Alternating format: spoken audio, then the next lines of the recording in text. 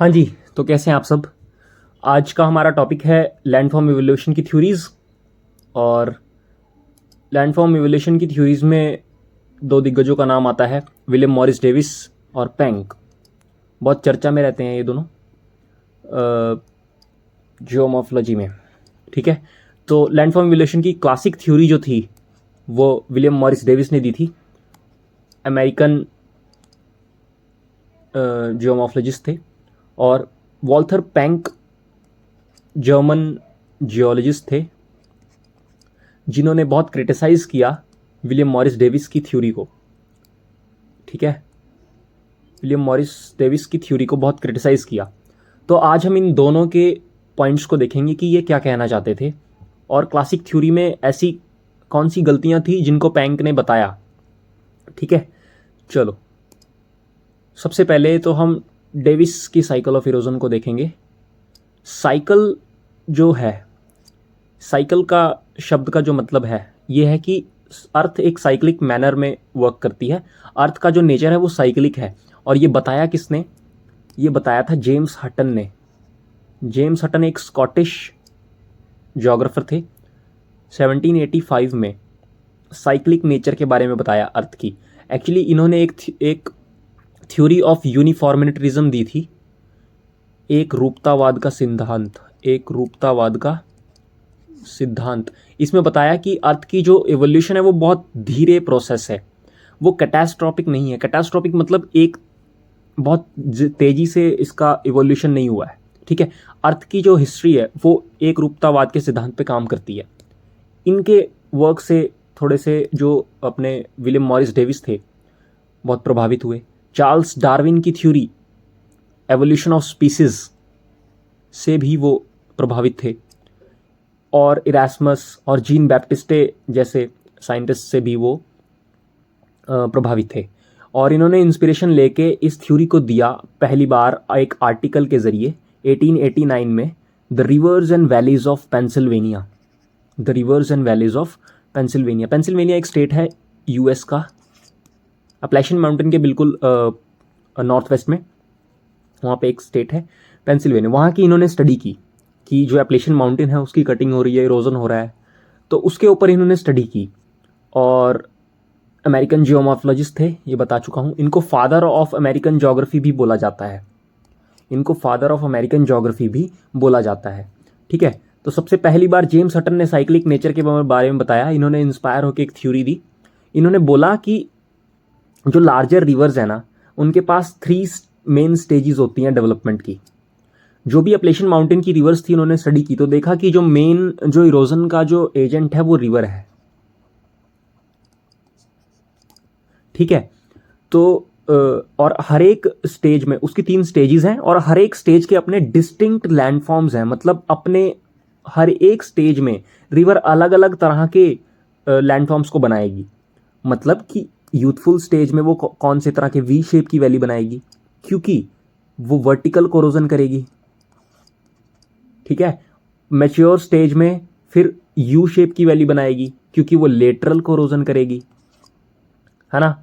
इधर मियांडर्स का फॉर्मेशन होगा ओल्ड स्टेज में। तो इन्होंने बोला कि ये 3 स्टेजेस हैं जिसके अंदर रिवर जो है वो डेवलपमेंट करती है लैंडफॉर्म्स का। ठीक है, वो लैंडफॉर्म्स का डेवलपमेंट करती है। और इन्होंने इस चीज को समझाने के लिए एक और लाइन दी। और इन जो जेम्स हटन थे ना, इन्होंने बोला कि there is no prospect of beginning, no vestige of end. ठीक है, इन्होंने ये बोला कि हमें ना बिगिनिंग का पता है ना एंड का कुछ पता है। इसका मतलब जो अर्थ की जो वो है वो कैटास्ट्रोफिक नहीं है, वो धीरे धीरे चल रही है। तो इन्होंने इस चीज़ को देखते हुए बताया कि ये जो साइक्लिक नेचर है ना, ये इरोजन में भी इन्होंने इसको अप्लाई किया कि इसका भी एक साइक्लिक नेचर है। ठीक है, उसके बाद है कि देखो 1911 डेविस जो थे वो रिटायर हुए थे हार्वर्ड यूनिवर्सिटी से। 1911 में हार्वर्ड यूनिवर्सिटी से इन्होंने पढ़ाई भी की थी और रिटायर भी हुए थे। ठीक है, तो उस टाइम तक जो ये सब्जेक्ट था ना, इरोजन, साइकिल ऑफ इरोजन या लैंडफॉर्म डेवलपमेंट का, ये इन्होंने पूरी तरह से मोनोपोलाइज कर लिया था। इनकी थ्योरी ने मोनोपोलाइज कर लिया था इसको, इस सब्जेक्ट को इस थ्योरी ने मोनोपोलाइज कर लिया था। मतलब डेविस की बातों को माना जाता था उस टाइम तक, जब तक ये रिटायर हुए थे, ठीक है। डेविस की बातों को माना जाता था, मोनोपोलाइज कर लिया था इन्होंने इस सब्जेक्ट को, ठीक है। लेकिन उसके बाद 1920 के दशक में वॉल्थर पैंक, एक जर्मन जियोलॉजिस्ट, ने चैलेंज किया डेविस के मॉडल को, ठीक है। और ये बात डेविस को बिल्कुल पसंद नहीं आई और इन्होंने इस चीज़ को दबाने की पूरी कोशिश की, ठीक। अब हम बात करते हैं कि इनके व्यू पॉइंट्स क्या थे। डेविस ने क्या कहा, डेविस ने बोला कि landform is a function of structure, process and time, structure, process and time, ठीक है। उन्होंने बोला कि स्ट्रक्चर, सबसे पहला जो फंक्शन जो लैंडफॉर्म का फंक्शन है वो है स्ट्रक्चर, कि लैंडफॉर्म की लिथोस्फेरिक प्रॉपर्टीज क्या है, क्या वो हार्ड रॉक है, क्या वो सॉफ्ट रॉक है, क्या वो इग्नियस रॉक है, कौन से टाइप की रॉक है वो, उसका स्ट्रक्चर कैसा है, लिथोस्फेरिक जो क्वालिटीज हैं वो क्या है उसकी। उसके बाद उन्होंने बोला कि प्रोसेस, कोई भी लैंडफॉर्म बनेगा उसके ऊपर कौन सा इरोजनल एजेंट, कौन सा जियोमॉर्फिक एजेंट उस पे काम कर रहा है, ठीक है, और किस जगह पे काम कर रहा है। अगर वो डेजर्ट में हो रहा है तो ऑब्वियस सी बात है वहां पे एओलियन लैंडफॉर्म्स बनेंगे, ठीक है। तो इरोजन, कौन सा प्रोसेस उसके ऊपर अप्लाई हो रहा है, कौन से प्रोसेस से वो इरोड हो रहा है, ठीक है। उसके बाद इन्होंने बोला कि टाइम या स्टेज, कि which ever stage it is in, जो भी स्टेज में है वो टाइम, बहुत इन्होंने टाइम की बहुत वैल्यू बताई कि एक स्ट्रक्चर को किसी प्रोसेस से गुजरने में और किसी लैंडफॉर्म को डेवलप होने में एक पर्टिकुलर अमाउंट ऑफ टाइम लगता है, पर्टिकुलर अमाउंट नहीं, काफ़ी टाइम लग जाता है। तो इन्होंने इस टाइम की बहुत वैल्यू बताई कि टाइम और स्टेज, वो कौन सी स्टेज में है, ठीक है, वो बहुत मैटर करता है। तो वो यूथफुल स्टेज में है, वो मैच्योर स्टेज में है या ओल्ड स्टेज में है। तो ये इन्होंने टाइम की बहुत वैल्यू बताई कि किसी भी लैंडफॉर्म को बनने में टाइम का बहुत बड़ा रोल है, ठीक है। तो टाइम को इन्होंने एम्फेसाइज किया।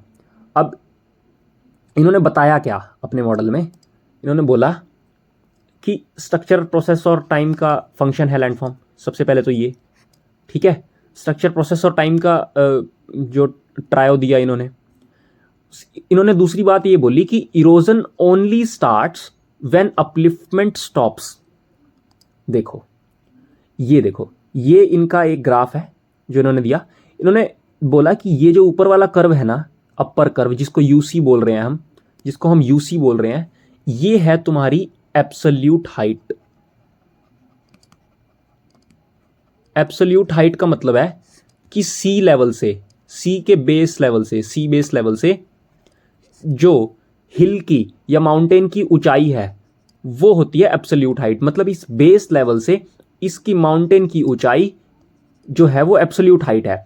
और इस माउंटेन की हाइट, इस बेस लेवल से ये जो, और एक होती है रिलेटिव हाइट, एक इन्होंने रिलेटिव हाइट के बारे में बताया कि ये जो लोअर कर्व है ना वो उस रिलेटिव हाइट को दिखा रहा है, वो उस वैली की हाइट को शो कर रहा है। ये जो ऊपर वाला कर्व है वो क्या बता रहा है, ये हाइट बता रहा है एब्सोल्यूट हाइट, जो बेस लेवल से माउंटेन की हाइट है। लेकिन ये जो लोअर कर्व है ना, ये उस हाइट से जो एब्सोल्यूट है वहां से लेके और एक पर्टिकुलर जहां पे वैली की वो स्लोप है उसको दिखा रहा है ये, ठीक है। तो इन्होंने क्या बोला कि इरोजन तब तक स्टार्ट नहीं होगा, इरोजन जो है वो तब तक स्टार्ट नहीं होगा जब तक अपलिफ्टमेंट स्टॉप नहीं हो जाती। और ये बहुत छोटे टाइम में अपलिफ्टमेंट होगी, बहुत छोटे टाइम में ये अपलिफ्टमेंट बहुत शॉर्ट पीरियड में होगी। ये जो अपलिफ्टमेंट है ये बहुत शॉर्ट पीरियड में होगी। देखो ये जो लोअर कर्व है यहाँ पे कोई भी इस टाइम कर्व नहीं है, ये सिर्फ यहाँ पे अपलिफ्टमेंट हो रही है, देख रहे हो, यहाँ पे इस पीरियड में। फिर उसके बाद यूथ स्टेज दिखा रहा है ये रिवर की, यूथ स्टेज में देखो अपलिफ्टमेंट हो रहा है, इरोजन जो हो रही है वो काफ़ी स्टीप हो रही है, ठीक है। ये जो कर्व है इन्होंने बोला कि अब जो इरोजन हो रहा है अब अपलिफ्टमेंट नहीं होगी, इसके बाद अपलिफ्टमेंट एक बार हो गई उसके बाद इरोजन होगी। तो सेकंड पॉइंट में मैं यही समझाना चाह रहा था कि erosion only starts when upliftment stop, ठीक है। जब इरोजन स्टार्ट होगी उससे पहले अपलिफ्टमेंट जितनी होनी थी वो हो चुकी है। उसके बाद इन्होंने बोला कि ये वो यूथ मैच्योर और ओल्ड स्टेज में इरोजन होगी, ठीक है। वो मैंने दिखाया कि ये जो कर्व्स हैं कैसे कैसे यहाँ पे इरोजन हो रहा है, फिर इरोजन की तरफ, फिर ये जो स्लोप है ये कनकेव होता जा रहा है, ठीक है। और एक टाइम ऐसा आएगा कि जो इरोजन है इतनी ज़्यादा हो जाएगी कि ये जो दोनों कर्व्स हैं आपस में मिल जाएंगे और यहाँ पे बनेगा पेनी प्लेन और मोनैडनॉक्स, ठीक है। तो इनका वो होगा, अगले में क्या बोला इसने कि एंड प्रोडक्ट जो बनेगा वो पेनी प्लेन बनेगा, ठीक है। उसके बाद और इन्होंने बताया कि ये जो साइकिल ऑफ इरोजन है ये मोनोसाइक्लिक है। मोनोसाइक्लिक इन द सेंस कि अपलिफ्टमेंट स्टॉप हो गई, देन इरोजन चलेगा, तो मतलब एक एक करके सारे काम होंगे, उसके बाद ये जो चीज़ें हैं वो आराम से आगे जाएंगी। जैसे अब मैंने बताया था एक फ्लूवल वाले में हम कर चुके हैं डिस्कस कि यूथ स्टेज में रिवर वी शेप वैली बनाएगी, फिर यहाँ आएगी तो इसके अंदर क्या कहते हैं यू वी शेप वैली बनाएगी, फिर उसके बाद आएगी तो यहाँ पे मीएंडर्स, ऑक्सबो लेक्स, है ना, टेरेसेस, रिवर टेरेसेस, है ना, याजू स्ट्रीम। तो ये सारी चीज़ें क्या है, ये सब जो है ये एक मोनोसाइक्लिक नेचर में चल रहे हैं। मोनोसाइक्लिक नेचर में मतलब ये एक ही साइकिल है जिसमें कोई भी काम दोबारा हैंड टू हैंड नहीं हो रहा है, ठीक है। एक मोनोसाइक्लिक चीज़ है ये बताया। उसके बाद टाइम डिपेंडेंसी को बताया कि टाइम बहुत, मैंने बताया कि टाइम को इन्होंने बहुत ज़्यादा एम्फेसाइज किया, ओवर एम्फेसाइज किया इन्होंने टाइम को, कि टाइम बहुत ज़्यादा वो रखता है, इसके अंदर इंपॉर्टेंस रखता है। इन्होंने बताया कि स्लोप का डिक्लाइन होता है, स्लोप डिक्लाइन थ्योरी। स्लोप की डिक्लाइन के बारे में बताया कि ये जो स्लोप है ये डिक्लाइन होता है, अपलिफ्टमेंट तो होगी लेकिन ये स्लोप जो है वो डिक्लाइन हो जाता है, ये खत्म हो जाता है, और एंड में जो फीचरलेस प्लेन बचता है उसको हम पेनी प्लेन बोलते हैं। तो डेविस का कहना कुछ ये था। लेकिन पेंक क्या बोलते थे,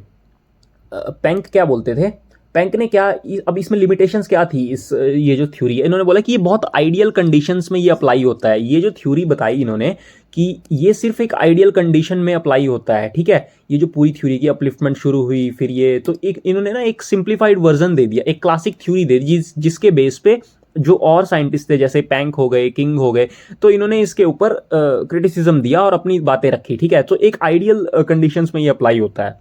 इन्होंने बोला कि, और एक लिमिटेशन क्या थी कि no role of upliftment during erosion, no role of upliftment during erosion, erosion के समय कोई भी अपलिफ्टमेंट नहीं होगी। लेकिन ऐसा नहीं है, आइडियल कंडीशंस में ऐसा हो सकता है लेकिन ऐसा नहीं हो सकता कि इरोजन के टाइम अपलिफ्टमेंट नहीं होगी, ठीक है। उसके बाद इन्होंने क्लाइमेट को नेग्लेक्ट कर दिया कि कौन से क्लाइमेट में क्या चीज़ हो रही है, कि अगर इन्होंने सिर्फ रिवर को एम्फेसाइज किया और क्लाइमेट को निग्लेक्ट कर दिया कि कौन से क्लाइमेट में ये क्या चीज़ होगी। उसके बाद निगलेक्ट किया बेस लेवल चेंजेस को, बेस लेवल की चेंजेस को भी निगलेक्ट कर दिया। Concept of time is unrealistic, मैंने बोला ना कि टाइम की कॉन्सेप्ट को इन्होंने अनरियलिस्टिकली दिखाया, ठीक है। Applicable to only fluvial landforms, इन्होंने बाकी लैंडफॉर्म्स को नहीं बताया, सिर्फ फ्लूवियल रिवर के लैंडफॉर्म्स को बताया, ठीक है। उसके बाद over emphasis on erosion, upliftment का इन्होंने बहुत ज़्यादा रोल नहीं दिखाया इसके अंदर। अपलिफ्टमेंट एक शॉर्ट पीरियड के लिए बताया कि वो हो गया, उसके बाद कुछ नहीं होगा, ठीक है। उसके बाद सिर्फ इरोजन होगी। लेकिन पेंक क्या बोलते थे, वॉल्टर पेंक बोलते थे कि intensity of endogenetic and exogenetic forces जो हैं वो मैटर करती हैं, ना कि जो स्ट्रक्चर, प्रोसेस और टाइम की इन्होंने वैल्यू को कम बताया। इन्होंने बोला कि time is not that much important. इन्होंने बोला कि intensity of endogenetic and exogenetic forces, अगर मान लो एंडोजेनेटिक फोर्सेस की वो ज़्यादा है तो सीधी सी बात है कि एक्सोजेनेटिक फोर्सेस उस पर काम करेंगी, तो ये साइमल्टेनियसली चलेंगे, इरोजन और अपलिफ्टमेंट साइमल्टेनियस नहीं चलेंगे, हैंड टू हैंड जाएंगे, ठीक है। इन्होंने बोला कि कोई भी चीज़ एक बार में नहीं, इन्होंने पॉलीसाइक्लिक की बात की कि ये पॉलीसाइक्लिक है और दोनों चीज़ें साथ में चलती हैं, पैरेलल चलती हैं, ठीक है। इरोजन और अपलिफ्टमेंट, ऐसा नहीं है कि पहले अपलिफ्टमेंट होगी फिर इरोजन होगा। इन्होंने 5 स्टेजेस बताई, ये सब जर्मन वर्ड्स हैं, प्राइमरम्फ, ऑस्टिगेंदे, ग्लिच फॉर्मिंगे और एब्स्टिगेंदे और एंडरम्फ। इन्होंने प्राइमरम्फ में बताया कि ये देखो यहाँ पे ये है पेंक की साइकिल ऑफ इरोजन, देखो यहाँ पे बहुत सारे ऐसे कर्व्स मिलेंगे कि इरोजन और अपलिफ्टमेंट साथ में चल रही है, कभी इरोजन हो रहा है फिर अपलिफ्टमेंट हो रही है, इरोजन हो रहा है अपलिफ्टमेंट हो रही है ना। तो ये इन्होंने बताया कि कैसे कैसे अपलिफ्टमेंट और इरोजन साथ में चलेंगे और एक टाइम ऐसा आएगा ये दोनों पैरेलल हो जाएंगे, मतलब इरोजन और अपलिफ्टमेंट वाला कर्व जो है ये पैरेलल हो जाएंगे। लेकिन इनकी इसमें नहीं है, ये इसमें जो स्लोप है वो डिक्लाइन हो रहा है धीरे धीरे, लेकिन यहाँ पे स्लोप की रिप्लेसमेंट हो रही है, ठीक है। स्लोप के ऊपर अगर उन्होंने बोला कि एक एंड में एक पैडी प्लेन बनेगा और स्लोप की ना रिप्लेसमेंट होगी, स्लोप की रिप्लेसमेंट होगी, लेकिन उन्होंने क्या बोला कि स्लोप का डिक्लाइन होगा, लेकिन उन्होंने नहीं बोला कि नहीं स्लोप का रिप्लेसमेंट होगा, क्योंकि दोनों प्रोसेस साथ में चल रहे हैं। क्योंकि कभी कभी एंडोजेनेटिक फोर्सेस अगर स्ट्रांग हैं तो ऑब्वियस सी बात है अपलिफ्टमेंट होगी, और एक्सोजेनेटिक स्ट्रांग है तो क्या होगा कि वो जो भी हमारे पास स्ट्रक्चर है उसका वो होगा, क्या कहते हैं, इरोजन होगा, है ना। तो इन्होंने इस 5 स्टेजेस में बताया कि प्राइमर ऑफ में क्या होता है कि अपलिफ्टमेंट के इरोजन के मुकाबले अपलिफ्टमेंट जो होती है वो ज़्यादा स्ट्रांग होती है इस वाले स्टेज में, लेकिन होते दोनों हैं। इन्होंने बोला कि ऐसा नहीं है कि सिर्फ अपलिफ्टमेंट होगी, प्राइमर ऑफ में क्या होगा कि इरोजन के मुकाबले अपलिफ्टमेंट थोड़ी सी ज़्यादा स्ट्रांग होगी, लेकिन इस वाले इसमें भी ऐसा ही बोला कि जो अपलिफ्टमेंट है इसमें भी थोड़ी सी स्ट्रांग होगी, 60-40 के उसमें चलेगा, ठीक है। ग्लिच फॉर्मिंग में धीरे धीरे इरोजन जो है वो स्ट्रांग होने लगेगा, इरोजनल प्रोसेसेस स्ट्रांग होने लगेंगे। एब्स्टिंग एंडे में फिर इरोजन ही होगी थोड़ी थोड़ी, ठीक है। उसके बाद एंड रफ में जो हमारे पास बचेगा वो पैडी प्लेन बचेगा। उन्होंने पेनी प्लेन की बात की थी, इन्होंने पैडी प्लेन की बात की, ठीक है। तो ये थे कुछ इन दोनों के पॉइंट्स, और ग्राफ तुम देख ही सकते हो कि कैसे इस डेविस के पॉइंट्स को इन्होंने सही नहीं बताया, ठीक है, बहुत क्रिटिसाइज किया। तो ये इनके कुछ पॉइंट्स थे जो अपनी बातें इन्होंने रखी, ठीक है।